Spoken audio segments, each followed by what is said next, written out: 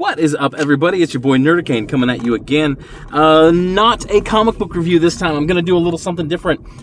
First off, I want to talk about Jawbreakers, God King. It's got about 14 more days left in the campaign.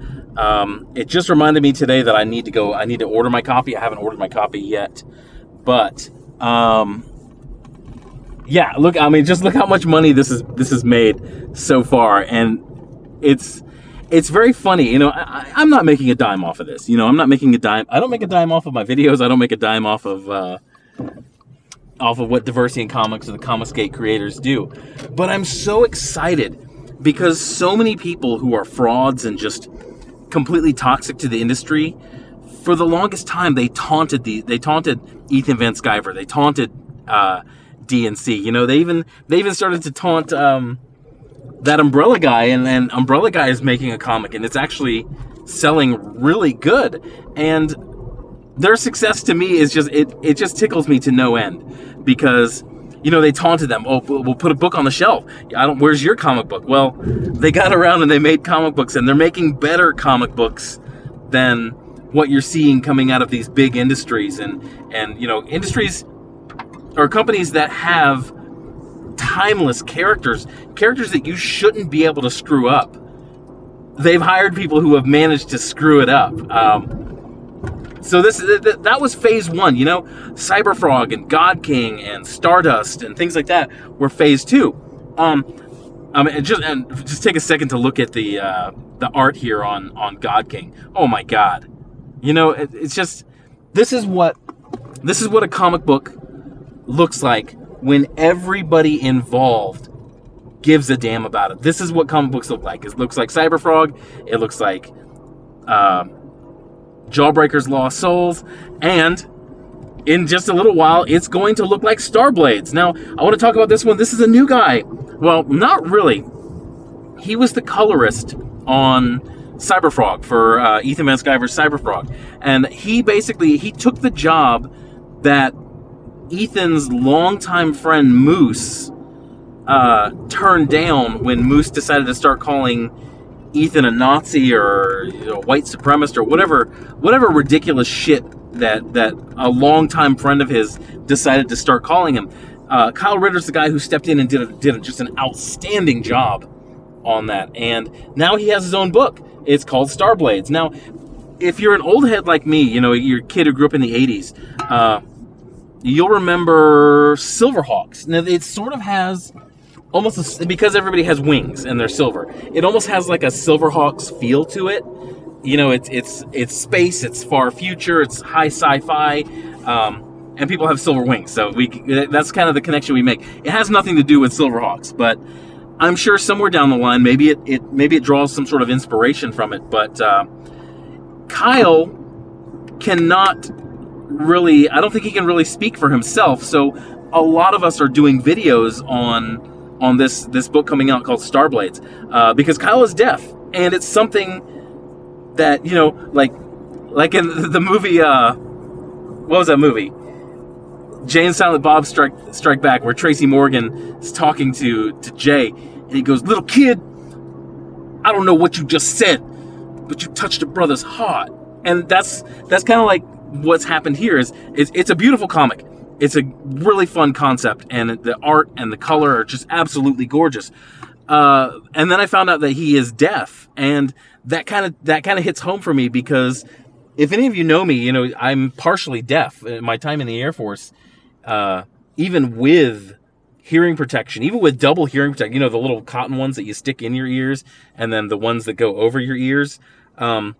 I was so close to the jets, and I spent so much time on the flight line that in my left ear I have 20% hearing left, and in my right ear I have 80% hearing left, because the jets would pass on my left, and just over time, over the years and over the time of working, it damaged my left ear much worse than it did my right ear, because my left ear was pointed to it.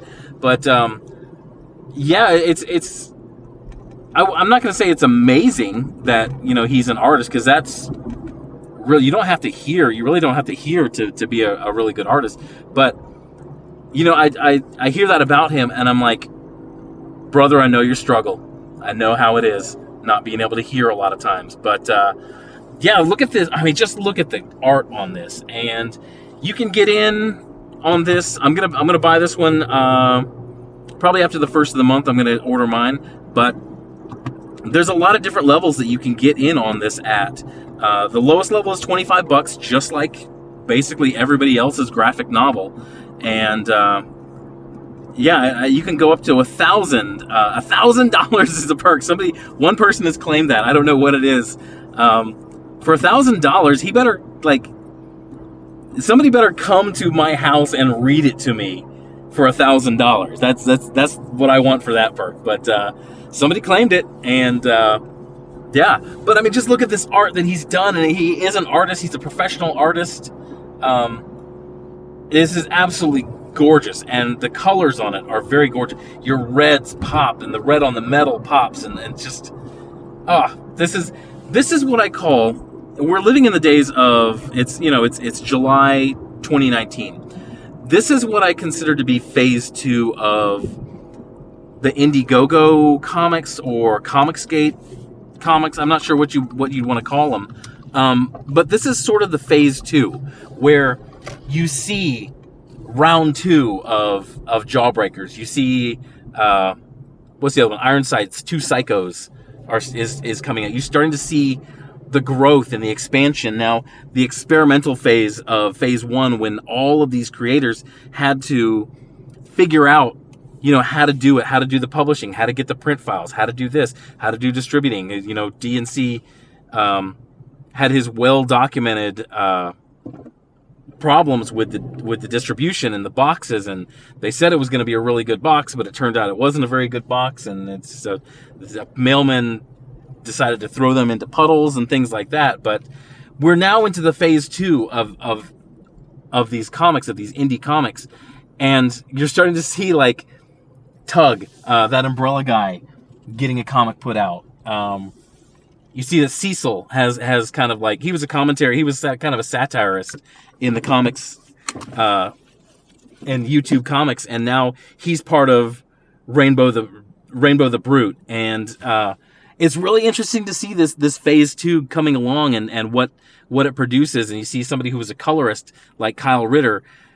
He's like, okay, all these guys have they trailblazed for me. They showed me the path. So now here I go. I'm going to do it. And it's really, really interesting to see. It's really, really wonderful to see.